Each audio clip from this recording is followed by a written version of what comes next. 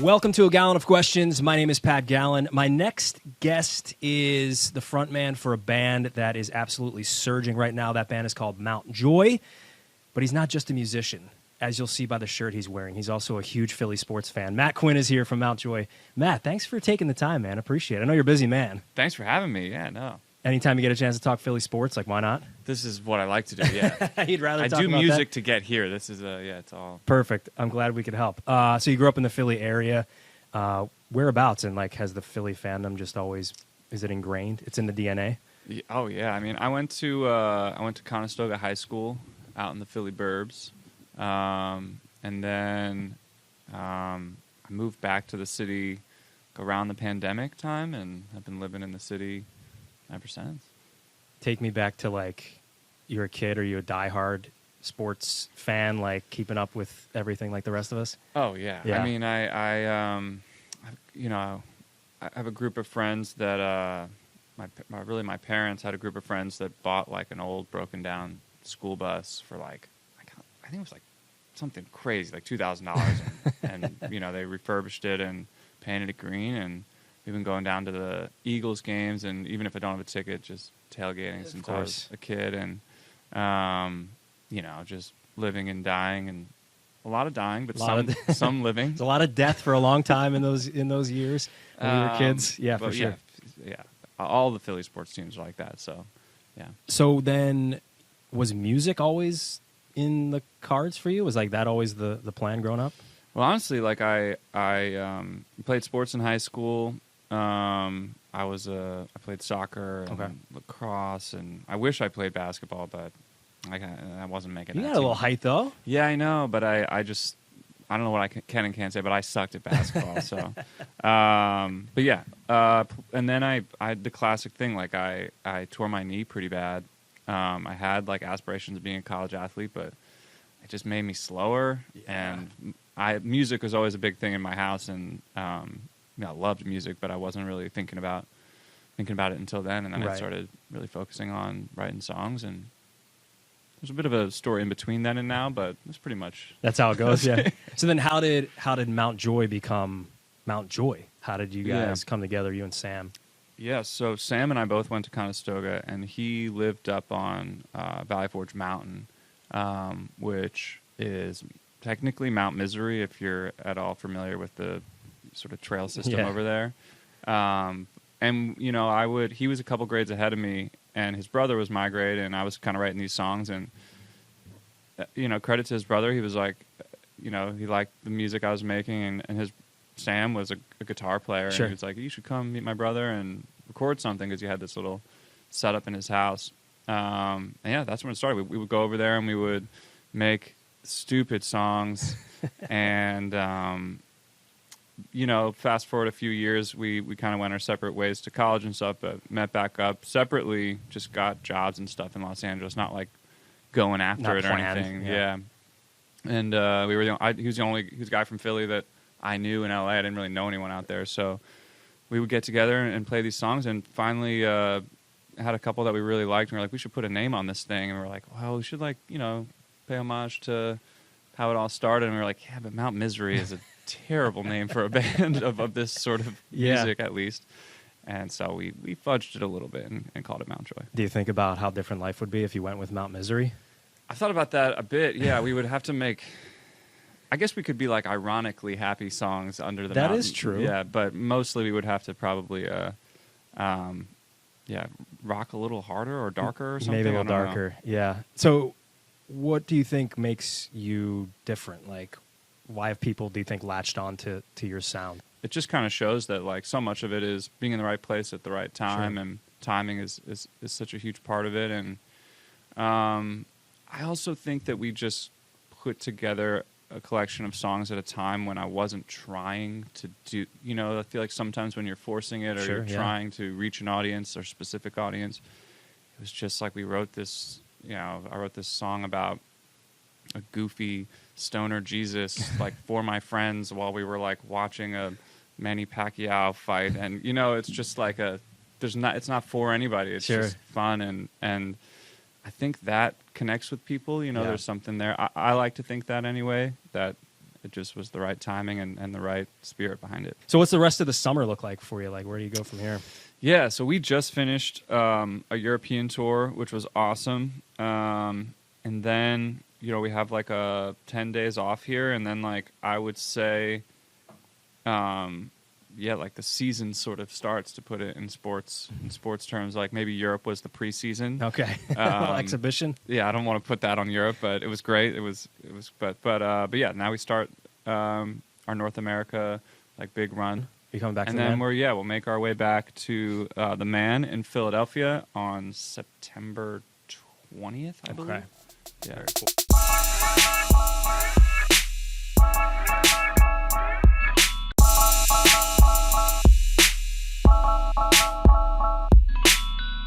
I thought this was pretty cool that, like, he's one of the biggest stars in the world now. But Jason Kelce with you guys on stage at the Man, was that like a mind-blowing experience? Yeah. Are there moments like where, okay, I've made it, and then there's like Jason Kelce comes up on stage to hang out with us? I don't know if it's so much like I've made it. It's more on the spirit of like, God, I'm such a huge fan of this guy in such a parasocial way. Like there's very few people or things that I'm like that heavily a fan of. I mean, all of us here in Philadelphia are huge fans of, all of us. Pretty much all of us. At this point, of for the sure. Eagles, and specifically of Jason, and so to like have him there was definitely a pinch yourself type thing. But then he's also so like disarming in how sort of down to earth, and it's strange how normal he is. Yeah, and so it really, like, whatever that thing is that's happening, like he's I think he's probably lived a life here where he's learned to some real ways to kind of ground people around him. And so there was that, but then there's also this thing where he's kind of hanging there, and it feels like he's just a part of the crew, and then he disappears, and you're like, oh, he's so good at that. He's great. He's had practice at that. So you're a 5 for 5 sports fan. Saw you banging the drum at the Union match. Yeah, I mean, I will. We have that in common. I actually got a chance to do that last amazing. year. Yeah, I got chirped pretty hard. I really should have studied my predecessors and how hard they ripped that drum. I went full blast. So you did good. I mean, my brother. I'm never going to get to do this again. I'm going full in here. I can't make any excuses. I didn't hit the drum hard enough. I mean, that's something I'll probably have to take to the grave. Regret. But of course my brothers were there, and I mean, I'm like walking. I didn't even make it like onto the concrete of the pitch before they were already chirping me about not hitting it hard enough. So obviously, sports played a huge role with you growing up. But I thought it's cool here in Philly because this is like the perfect intersection of music and sports. Is this Phillies thing with Dancing on My Own, and I saw that you did a rendition of that not that long ago. And I know a lot of people don't really want it back because I think it brings up some negative memories, but when I hear that song, it is such an earworm, and it brings me back to such a good time over these last couple of years that there's a part of me, okay, maybe we do retire it, but there's also a part of me that's like, this is really a meaningful song to a lot of people. Hey, I think it's ultimately up to them. I don't know any of those guys, but I think they have seemingly found some magic with that song. I mean, obviously, didn't get the job all the way done, but I don't know. I mean, I think it's always easy to, forget the context of at least last year's run, where it's like they certainly weren't the prohibitive favorites going into the playoffs, and they went on a pretty magical run to the point where they became favorites, within this tournament, despite the fact that the larger sample of their season really didn't point to them being any type of favorite. So, yeah, I know they didn't do it, but I do think that it has conjured some magic for them. But what is it about that song as a musician when you hear that? Like, why does that? Should it work? It probably shouldn't work the way that it does. Yeah. But that's kind of what makes the magic, I think. Yeah, I think,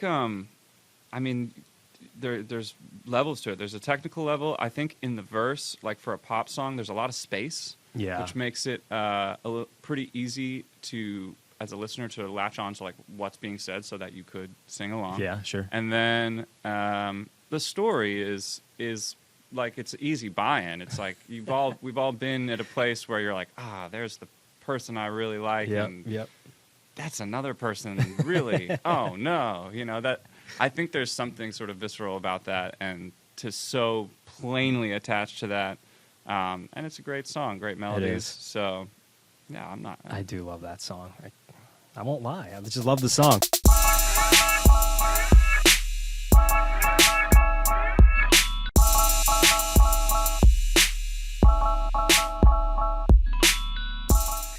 So then if you are, which I guess is more rare these days, if you're home for an Eagles game, like what's the protocol for you? Oh, it's the same as always. I'll go down to the. That's always okay. We've tailgated in this. Well, at least since it moved over to the link, we've tailgated in the Jetro lot. Okay.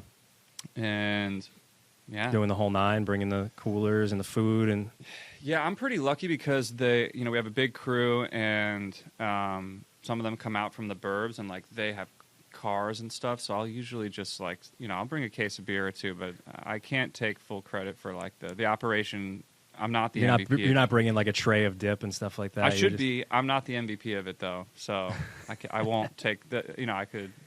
Well, some they bring food, you bring vibes, and then that's the trade-off. No, honestly, everyone brings vibes. We have the best tailgate. I know everyone says that, but we have the best tailgate. We have the best crew, and I think when we're hitting on all cylinders, that's when the Eagles are.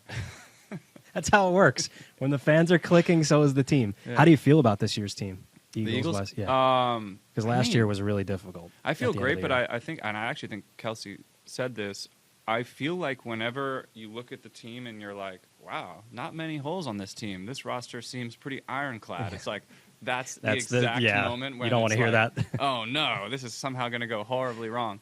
But I don't know. I actually think that they have, they have a great roster, and they have a chance. They always have a chance. Just don't end the way they ended last year. That's all I'm asking for. Yeah, if I could, that was rough. If I feel like if I could like talk to Jalen or even Jason or anybody, like there's like a 30 for 30 brewing that here needs to be made about like the last 8 weeks of that season. Like something happened. Maybe in 10 years we'll find out something crazy happened behind the scenes.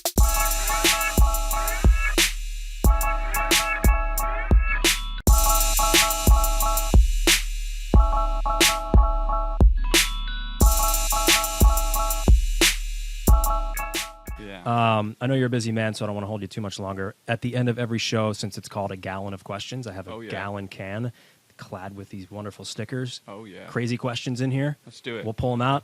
I will let you take the first one. All right. See what we come up with. Matt Quinn of Mount Joy. Would you rather get run over by A.J. Brown or dunked on by Joel Embiid?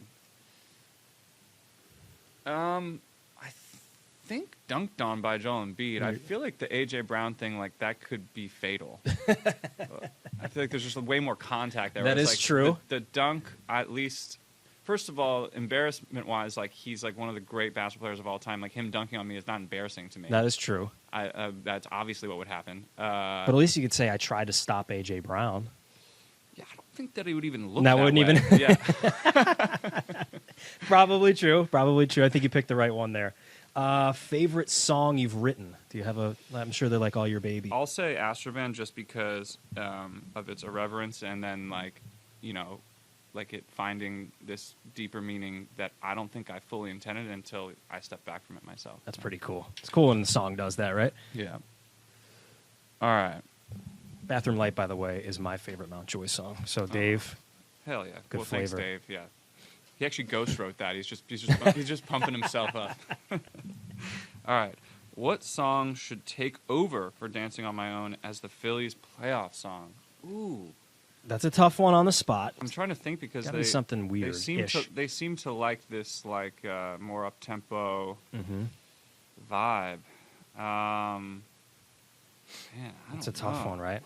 I don't know. For some reason, but like my head goes classic rock, but I don't think they're really stepping in that zone. They're all over the place. They're stepping in a lot of different genres in that clubhouse. I think the Dancing on My Own gets a lot of the love, but they're an eclectic bunch. Okay. I don't know. For some reason, and I know this doesn't work, but for some reason, like a Bruce song or something. Okay. Like Atlantic City or something has been. All right. That would be weird because everything that dies some days comes back like they're not dead. I don't know. I got to think about this. Think about it. Get back to me. Best sporting event you've ever attended? I went to that Bills-Eagles game this year. Oh, yeah, the rain game? And, like, just on pure whatever, that was, like, the best sporting event I've ever been to in terms of just the, like, back and forth, and Josh Allen was playing out of his mind, and, like, the Eagles winning that, walking away from that. Jake hits, like, a 60-yard field goal in the pouring rain. Yeah, it's, like, unreal. Raining sideways, and yeah, I was there with, actually, Sam from Mount Joy was there, and... yeah, we were like pretty tuned up, and it was electric, and yeah, that one was pretty good. It doesn't get any better. That was the apex, though, unfortunately, of the entire season. You're leaving that thinking like, not only are we going to win, it. they might even cancel the rest of the season. So there's no point. Best hair on the Phillies. Best hair on the Phillies. I think the like, obviously Marsh has like maybe the most like sort of out there, recognizable, maybe. Yeah, not sure it's the best. You know what? I'll pander to maybe the GOAT. I think Bryce Harper's got some great hair. He's got great hair. Yeah, that's a good flow. Yeah. If you were a pro athlete, what sport and position would you play? If I was a pro athlete, well, you were a soccer guy, right? Slight frame. I think I'm going to avoid the more physical sports. I think probably would be soccer, and I played like a central defensive midfielder kind of thing, like a not always the sexiest position. No, you're not the striker, but that's okay. Look at me, Favorite artist more people should be talking about? Favorite artist more people should be talking about? I really like this band, Geese. Geese, okay. And I think they're wacky and fun, and yeah. Geese. Geese is the correct answer. All right, we got a few more. Let's see how many we can get to. Start, bench, cut. This is a tough one. Hurts, Randall, McNabb. Got to start one, bench one, cut one. I'm a little young for the Randall, like, to be completely honest. But I know he was great. Great uniform, too, which, like, it'd be hard to cut that It's so jersey. beautiful, yeah. Hurts, Randall. So we say cut Randall just because of... I would probably cut Randall just based on not knowing. Yeah, fair enough. As much as, like, McNabb's it's gotten a little weird here in the last few years. The whole vibe around McNabb is a little weird, I'm not going to lie. But this is a football question, so I'll say I think McNabb a much more accomplished quarterback than Hurts at this point. I'll put him in. So we'll bench Hurts. McNabb gets the start. All right, a couple more. Band artist you looked up to as a kid? Man, there's so many. In Philly, I'll shout out Dr. Dog. I really looked up to them, and it was cool to see like them making, their own thing and being from here was was really cool. All right, that looks like a few more. What's your karaoke song? Oh, man. I like, this will make me sound like a bummer, but I pretty much avoid karaoke. I will say I had a traumatic karaoke experience. No. I did a Bohemian Rhapsody, but like someone else had signed me up in front of like an all-inclusive resort in Mexico, and I was not nearly as drunk as the other members. To be. And it was one of those dumb things where there was nothing to do at this resort, so it was like pretty packed. Yeah. And then my brother just handed me the microphone. He's like, "You were born for this," and I was like, "What was so What was the most embarrassing part of that?" I think, were you trying to hit Freddie Mercury's note? Yeah, but I think also just that, like, you got to be going into that. Like, karaoke, I'll say, is, like, I'm really impressed by people who just kind of get up there and, like, with their full chest, they just, like, belt something out that is absolutely not in their wheel, in their comfort zone singing-wise. And I think when you come into it awkward, it's like any sort of dancing or singing. Like, you've got to match whatever that is. That's a great point. That is a great point. And when you're drunk, it's just immediate match. But when you're like, what, me? Bohemian Rhapsody? That's fair. Just needed a few more cocktails. Yeah, literally. Who's the most underrated Philly athlete of all time? Most underrated Philly athlete who should get of all more love? Time. That's a good question. Man, I don't know. These are hard on the spot, I know. I'm thinking... honestly, this is a really random one, but I feel like Theo Ratliff gets that's a good answer. Gets sort of like underappreciated in that Iverson run. Like he was really really great. And then I think we went with Mutombo at some point. They traded and I don't Ratliff at the deadline that year. I don't think that was necessarily an improvement. Like I feel like Ratliff was like an excellent shot blocker. I appreciate that you went into the deepest recesses of your Sixer brain right there and pulled out Theo Ratliff. That is a great answer. All right, Matt Quinn is starting a super band. Who are the other members? They can't be from Mountjoy. Okay, it says that right there in the disclaimer. Okay, yeah. Starting a super band. Is it dead or alive? There are no rules here. There are no rules here. All right. Well, I'll draft Jerry Garcia. Okay. I'll take John Bonham. Okay. I'll take James Jamerson. Okay. On the bass. And I'll take the Staples Singers. Oh. Let's get some nice, incredible backing vocals. Heck yeah. And, we'll slot in Bruce Springsteen for the juice.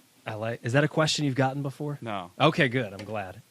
Matt Quinn, this was a lot of fun, my friend. Thanks for having me. Thank you so much for coming in, and good luck with the touring, which never stops, right?